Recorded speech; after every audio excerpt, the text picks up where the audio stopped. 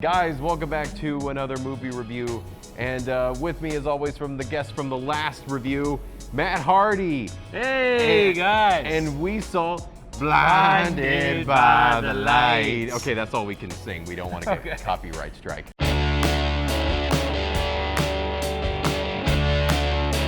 Matt, what are your initial thoughts of BBBTL? BBBTL. Yeah, that's what we call it on the streets. It was a little long. Long in the tooth? Okay. It was a little long. So the dad I thought was great. Yeah. He was funny and he had a good presence throughout the film. I also thought that the battle going on between following your dreams in the individualistic way that we can live in America, coupled against the immigrant, sort of, do things for your parents. That sort of, those two ideas colliding was done very well. Yeah, I liked the movie as well. I think we related a lot to it because them being in Britain and them being Muslim immigrants and everything. I think we both really struck a chord with that. No, but I really liked it because of that, because of the father-son dynamic of the whole, I want you to do this. It's like, no, but it's my dream and I want to do that and everything like that. I thought that was a very great message. But I want to say, on the poster, it says, the feel-good movie of the year. And then I went in and I was like, there are some feel-good moments, there are some great stuff, but then there's also some utterly depressing stuff. Like, they bring in, the whole, extreme right, Nazi thing and everything like that. And there's a scene where they, confront them and a couple of the relatives get punched. And I was literally thinking of the poster. I was like, where's the feel good part coming in? Because I'm not feeling it right. No, but definitely the Bruce Springsteen music elevates it. I really like that part. Some of the stuff I didn't like is that they lip synced a little bit too long. Yeah, some of the that's songs. true. Some of those scenes where they're doing the Bruce lyrics, you're like, okay, we get it.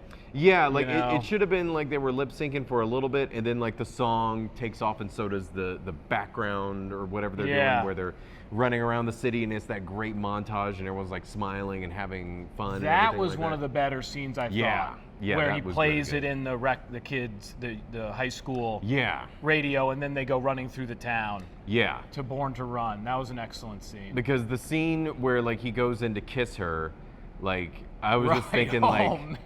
I was like, this isn't really realistic. If I just came up, because I was thinking this version of the movie to me would be Journey, and so I was just thinking of Journey songs, going up it any way you want it. That's the way, and then girl smacks me this doesn't work that well with it. The movie was a little long. Some of the montages were very long. Oh God, yeah. It kind of reminded me.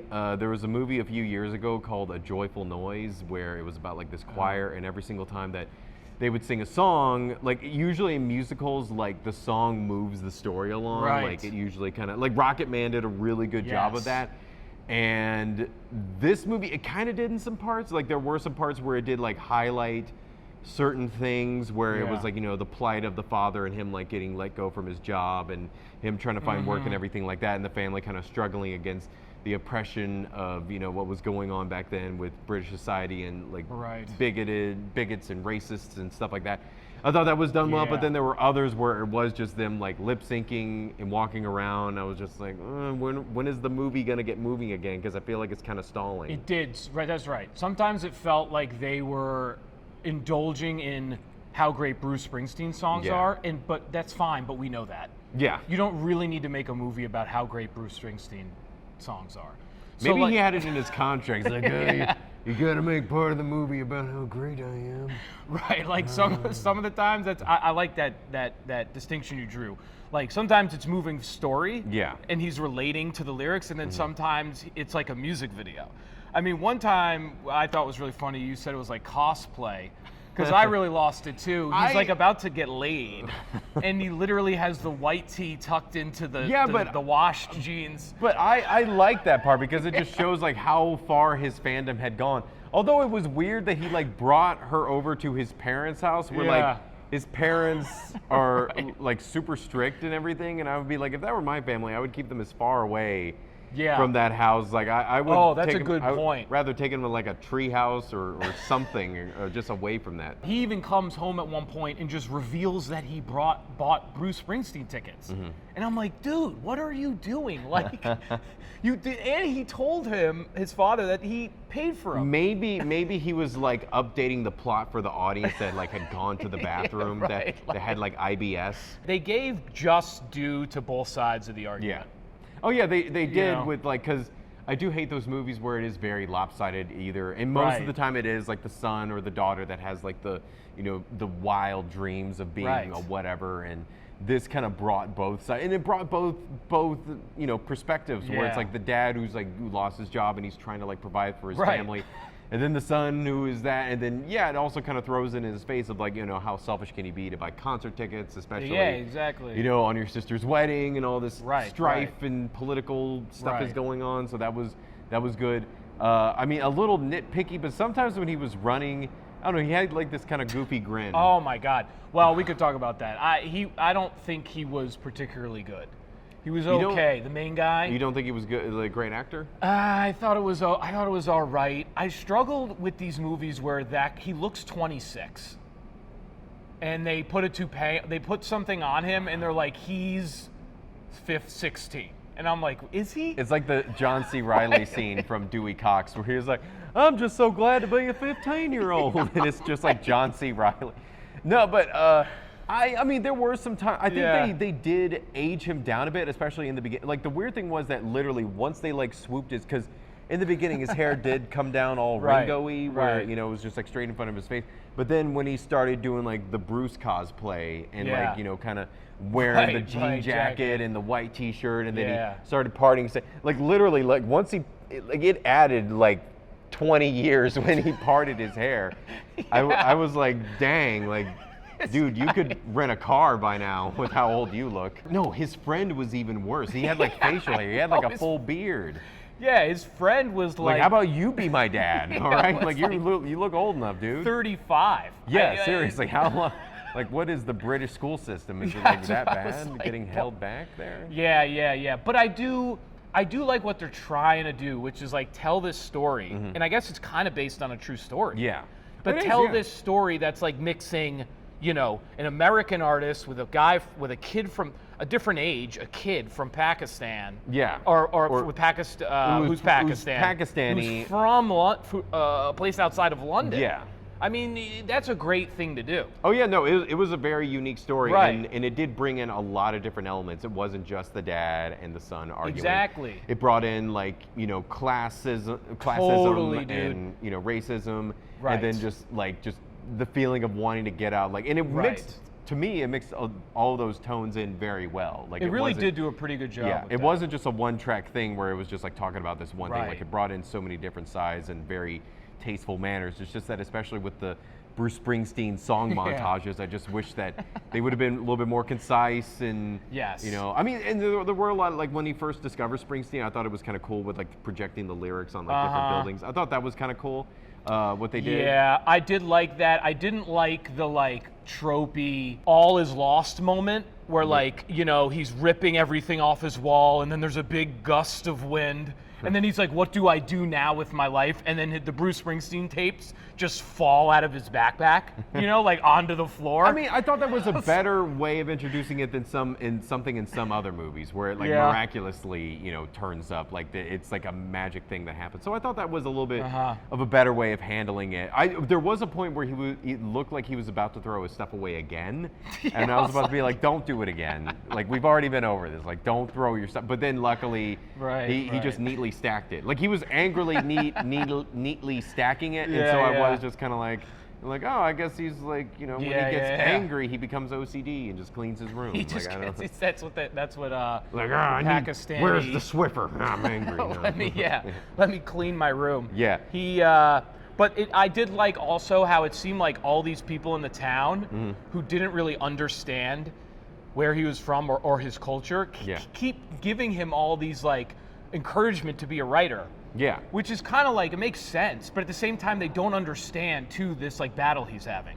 So everyone's like, "Oh, you won this award," "Oh, you're the neighbors you're a great writer," And it's kind of like tone deaf, which I liked. I kind of liked how the community was sort of like You a like little the tone deaf disconnection. to him. Yeah. You like the disconnection between like him and his family and like the decision.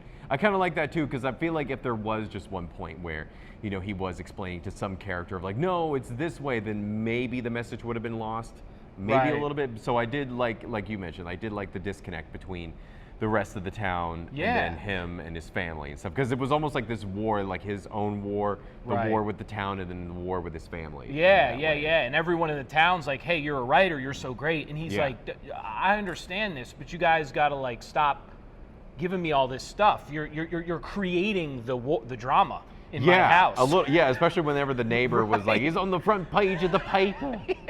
There were some points where I was like, it was feeling a little directionless. Like there were a Right. couple of scenes where I was just like, where are we going with it? Like the movie should have been like, this feels like a typical 90-minute movie. Oh, like yeah, right. 90-minute, you know, cut and done. But then Yeah. there were just a few things added in there because like Right. really padding for length, like multiple people telling him how good of a writer he is. Like we don't need the entire phone book telling him how great of a writer. We just need about 2 or 3 characters telling him, hey, you're great, right, you're you're golden, good. and and then a couple of dad arguments, you know, Yeah, and yeah, then, yeah. you know, pad it out, have the sentimental speech at the end, which they did, Right. you know, which was great. I like Oh, that yeah, part. that was I good. thought he was a good actor. I mean, like you didn't think he was such a great actor, but you know. I guess I thought he wouldn't was a great say actor. no. I would say I think he's probably very talented, and I think he did a solid job in this. But I don't think it was great by any stretch. I mean, like I think it was there was limited in points. I just okay. yeah. You think the character, the main character, in yeah, and of itself was limited. Yeah, and I can't really divorce it from his performance. It's difficult for me to know how much of that is the guy being a little limited. I mean, I think, you know, maybe it was just from the background that he's from, like, because I feel like that they're very strict, so they're not very emotive, maybe, his family. I think that's what they were also trying to get across, that he is, I mean, I think it really is just like him sort of bringing in color into his own life, because he is living sort of this very basic world, Yeah. and then when Bruce Springsteen Yeah. and, you know, his artsy-fartsy girlfriend gets brought into the scene, I feel like Right, that's when he really right, starts right. being a little bit more eclectic with his life and starts Yeah. bringing that in. So I feel like in and of itself in the movie, he's also kind of discovering new emotions Yeah, and new that's feelings. fair. It's a little MTV-ish, the movie, but that's what kind of movie it is. I mean, yeah, right. well, so I'm not obviously gonna, with right. the songs and stuff. You know? Yeah, I mean, yeah, which like it really gets across that it is in the 80s. Like a little bit too much. There were a little bit too many 80s references and stuff like that. Right. They managed to get in both Tiffany and Debbie Gibson. Matt, Yeah. what is your score out of 5? Out of 5, I'm gonna give this 3. I'm gonna give it 3 as well. 3, Okay. definitely. I recommend it for people that want to see it. A little long, Yeah. but definitely I recommend Yeah. 3 out of 5 stars. Yeah, I want to be fair to this movie. There was definitely a lot that was fun about it, Yeah. and it was actually really funny at points, Mm-hmm. and definitely worth a viewing. That's why I think 3. You know, that's a pretty good endorsement. But anyway, guys, that is our review. Let us know what you thought in the comments. You know, and don't forget to like, share, and subscribe. Also, like the Facebook page, AF1 Media, and the Instagram, also AF1 Media. You'll see all the credits at the end of the video. But anyway, I have been Mercer Morrison. And I am Matt Hardy. See you later. See ya.